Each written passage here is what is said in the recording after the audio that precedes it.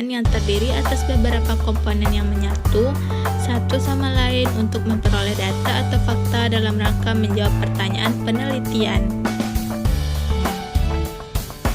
Yang pertama, desain penelitian eksperimen.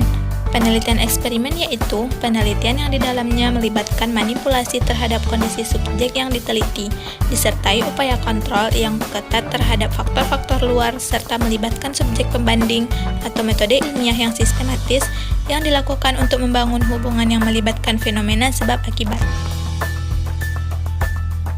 Macam-macam desain penelitian eksperimen. Yang pertama, pra-eksperimental design.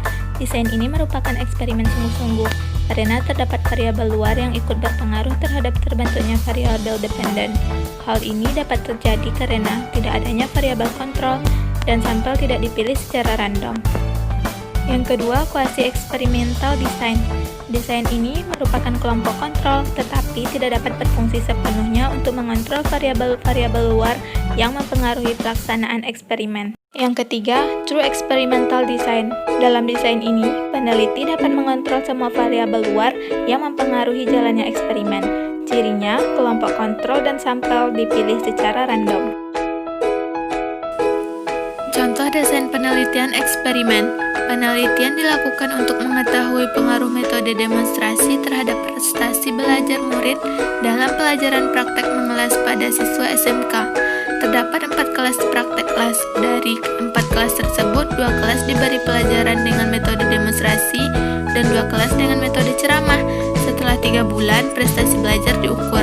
Bila prestasi atau kompetensi murid yang diajar dengan metode ceramah rendah, maka metode demonstrasi berpengaruh positif untuk pelajaran praktek mengelas. Selanjutnya, desain penelitian korelasi. Penelitian korelasi adalah suatu penelitian untuk mengetahui hubungan tingkat antara dua variabel atau lebih tanpa ada upaya untuk mempengaruhi variabel tersebut sehingga tidak terdapat manipulasi variabel. Desain penelitian korelasi. Yang pertama, korelasi bivariat, yaitu rancangan penelitian yang bertujuan untuk mendeskripsikan hubungan antara dua variabel. Hubungan antara dua variabel diukur. Hubungan tersebut mempunyai tingkatan dan arah. Yang kedua, regresi dan prediksi. Jika terdapat korelasi antara dua variabel dan kita mengetahui skor pada salah satu variabel, skor pada variabel kedua dapat diprediksikan. Yang ketiga, regresi jamak. Regresi jamak merupakan perluasan regresi dan prediksi sederhana dengan penambahan beberapa variabel. Kombinasi beberapa variabel ini memberikan lebih banyak kekuatan kepada kita untuk membuat prediksi yang akurat. Yang keempat, analisis faktor. Produk statistik ini mengidentifikasi pola variabel yang ada. Sejumlah besar variabel dikorelasikan dan terdapatnya antara korelasi yang tinggi mengindikasikan suatu faktor penting yang umum. Contoh, sebuah penelitian tentang korelasi motivasi dengan prestasi belajar IPS kelas 6 di sekolah dasar negeri. Berdasarkan hasil penelitian yang telah teruji kebenarannya bahwa motivasi belajar berhubungan dengan prestasi belajar. Dari hasil penelitian mengenai variabel motivasi belajar dengan variabel nilai prestasi belajar ilmu pengetahuan sosial ternyata menunjukkan hubungan yang signifikan. Berdasarkan penelitian di atas dapat digunakan sebagai dasar pengembangan selanjutnya karena masih banyak variabel-variabel lain yang berkaitan dengan prestasi belajar. Selanjutnya, desain penelitian tindakan kelas. Penelitian tindakan kelas adalah penelitian praktis yang dimaksudkan untuk memperbaiki pembelajaran kelas. Penelitian ini merupakan salah satu upaya guru atau praktisi dalam bentuk berbagai kegiatan yang dilakukan untuk memperbaiki dan atau meningkatkan mutu pembelajaran di kelas. Macam-macam desain penelitian tindakan kelas. Yang pertama, perencanaan, yaitu kegiatan yang dilakukan untuk menyusun rencana tindakan yang akan dilaksanakan. Perencanaan dibuat setelah mempertimbangkan masukan data yang diperoleh melalui proses identifikasi awal. Yang kedua, pelaksanaan tindakan. Tindakan yang dilakukan untuk menstimulasi kecerdasan kognitif dalam proses pembelajaran secara optimal dan memperbaiki keadaan yang mengatasi masalah yang terjadi. Yang ketiga, observasi. Observasi yang dilakukan peneliti bertujuan untuk meneliti dengan cermat masalah yang terjadi dalam proses pembelajaran. Observasi terhadap guru dilakukan oleh rekan sesama guru untuk memberikan koreksi selama kegiatan pembelajaran berlangsung, yaitu berupa pengisian lembaran observasi untuk membantu analisis terhadap nilai yang terjadi dalam kegiatan penelitian. Yang keempat, refleksi, yaitu kegiatan perenungan yang dilakukan oleh peneliti dan guru untuk mempertimbangkan berbagai permasalahan dan faktor pendukung, penghambat, dan pengembang model pembelajaran.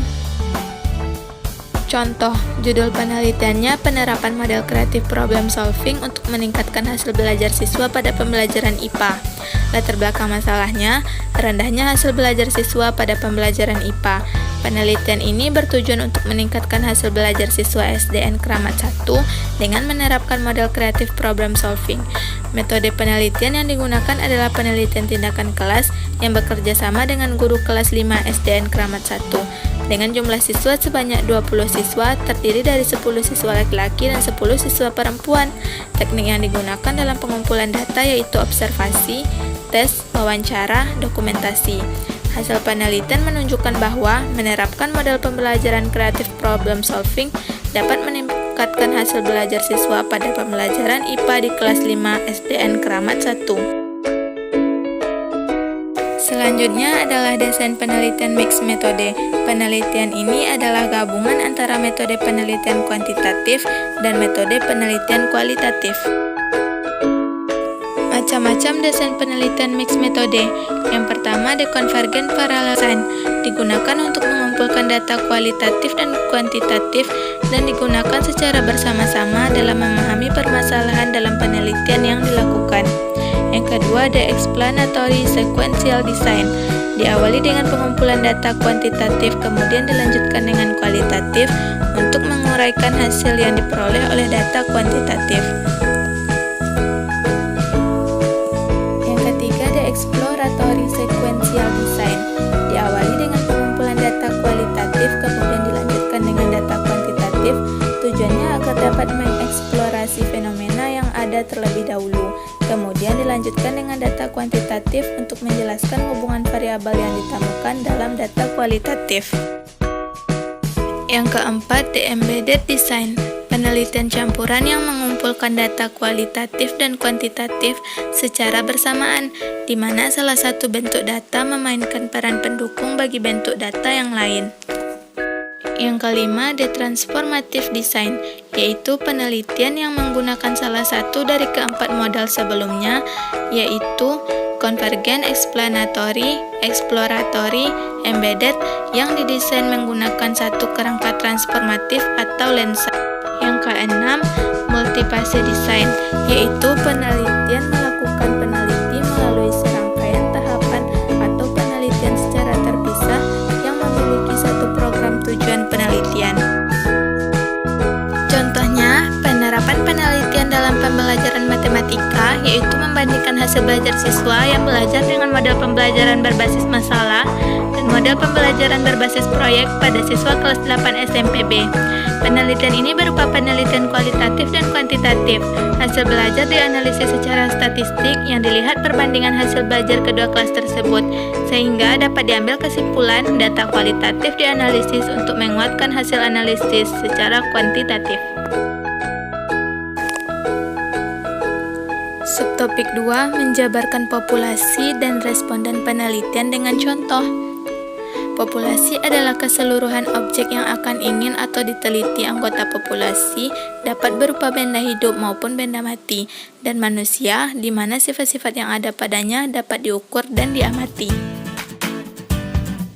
Populasi dapat dibedakan atas dua hal. Yang pertama, populasi terbatas, yaitu populasi yang memiliki batas kuantitatif secara jelas karena memiliki karakteristik yang terbatas. Yang kedua, populasi tak terbatas, yaitu populasi yang tidak dapat ditemukan batas-batasnya, sehingga tidak dapat dinyatakan dalam bentuk jumlah secara kuantitatif.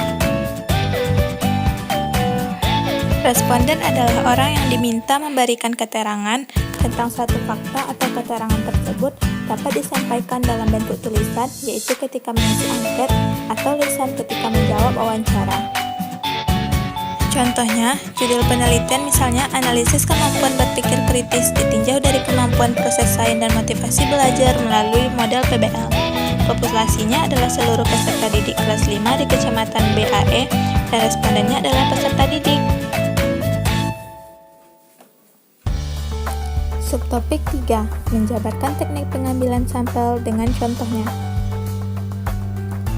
Sampel adalah bagian dari populasi yang menjadi objek penelitian.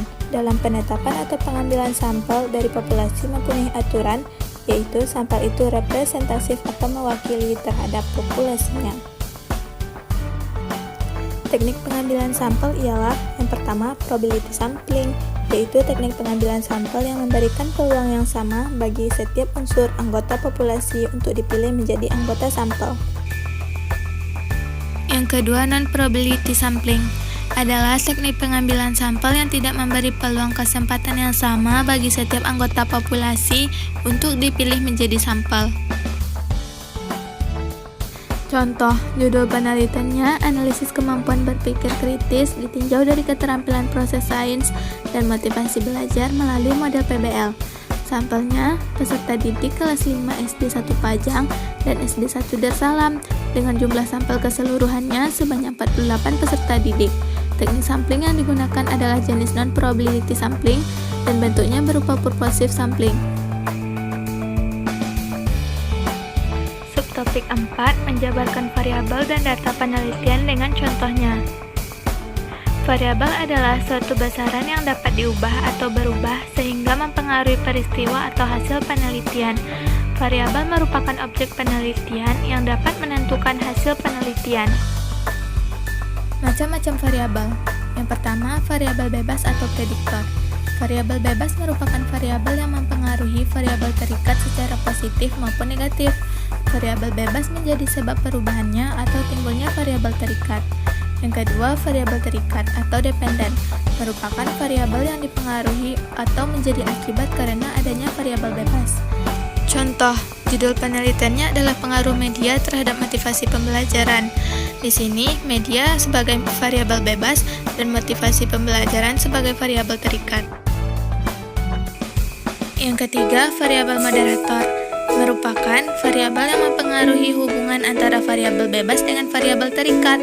Variabel moderator juga dapat mengubah nilai hubungan dari positif ke negatif atau sebaliknya. Contoh, hubungan semangat belajar dan hasil belajar siswa akan meningkat jika guru mampu menciptakan iklim kelas yang menyenangkan, namun akan menurun jika guru tidak mampu menciptakan iklim belajar yang menyenangkan. Nah, di sini guru mampu menciptakan iklim yang menyenangkan itu adalah variabel moderator yang memperkuat, sedangkan guru tidak mampu menciptakan iklim kelas yang menyenangkan itu merupakan variabel moderator yang memperlemah. Yang keempat yaitu variabel intervening, merupakan variabel yang berada di antara variabel bebas dan variabel terikat, sehingga sebelum variabel bebas mempengaruhi variabel terikat, terlebih dahulu akan melalui variabel intervening. Contoh, misalnya terdapat pengaruh jumlah biaya pendidikan yang dikeluarkan oleh orang tua terhadap biaya hidup mahasiswa dan akan berimbas pada IPK mahasiswa tersebut. Di sini jumlah biaya pendidikan sebagai variabel bebas, IPK mahasiswa sebagai variabel terikat, dan gaya hidup sebagai variabel interveningnya.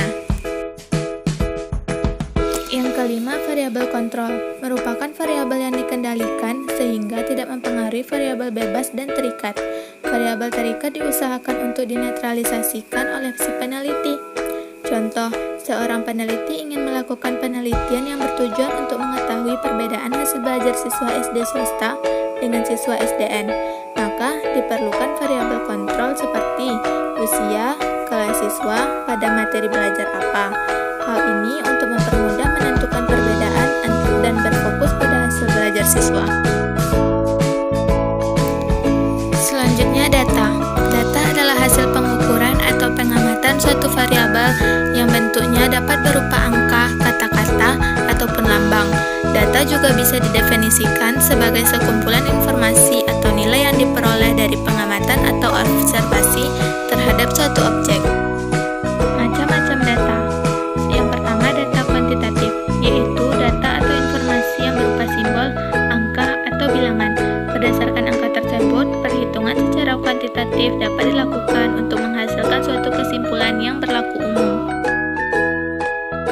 Yang kedua, data kualitatif merupakan data informasi yang berbentuk kata atau kalimat verbal, bukan berupa simbol, angka, atau bilangan. Data kualitatif didapat melalui suatu proses menggunakan teknik analisis mendalam dan tidak bisa diperoleh secara langsung. Yang ketiga, data nominal, yaitu data mengelompokkan objek atau peristiwa dalam bentuk kategori. Contoh tentang jenis olahraga yaitu tenis, renang, basket. Kemudian masing-masing anggota set di atas kita berikan angka. Misalnya tenis dengan angka 1, basket dengan angka 2, dan renang dengan angka 3. Angka yang diberikan hanya sebagai label saja, tidak berfungsi sebagai tingkatan apapun. Angka-angka data ordinal, yaitu data yang menunjukkan perbedaan tingkatan subjek secara kuantitatif. Contoh ranking siswa, dibuat dari nilai tertinggi sampai nilai terendah, yaitu seperti ranking 1, 2, dan 3. Yang kelima, data interval, yaitu data yang memiliki jarak yang sama antar datanya, akan tetapi tidak memiliki nol mutlak.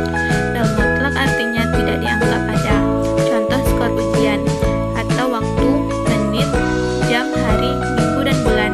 Yang keenam, data rasio, yaitu data yang mempunyai karakteristik yang sama dengan ordinal, dan interval yang kelebihan angka yang absolut atau nol.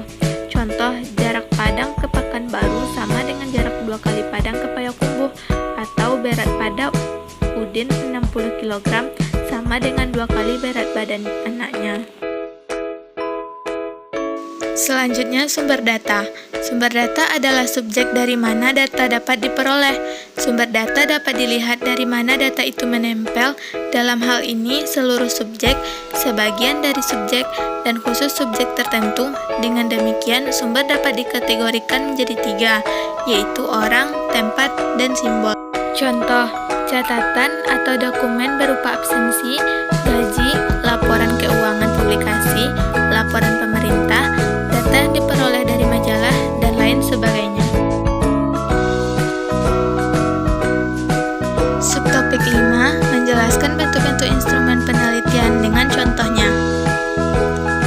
Instrumen penelitian adalah alat bantu dalam mengumpulkan data yang diperlukan. Bentuk instrumen berkaitan dengan metode pengumpulan datanya. Bentuk-bentuk instrumen penelitian yang pertama, instrumen tes. Tes dapat berupa serentetan pertanyaan, lembar kerja, atau sejenisnya yang dapat digunakan untuk mengukur pengetahuan, keterampilan, dan kemampuan dari subjek peneliti. Contohnya adalah berupa lembar instrumen yang berisi soal tes, terdiri dari butir-butir soal. Pada setiap soal mewakili satu jenis variabel yang diukur. Yang kedua, bentuk instrumen angket dan kuesioner, yaitu metode pengumpulan data yang instrumennya disebut sesuai dengan nama metodenya, baik secara langsung maupun tidak langsung, terbuka maupun tertutup. Tujuannya untuk memperoleh informasi dari responden tentang apa yang ia alami dan diketahuinya. Contohnya yaitu lembaran angket berupa sejumlah pertanyaan tertulis dan checklist.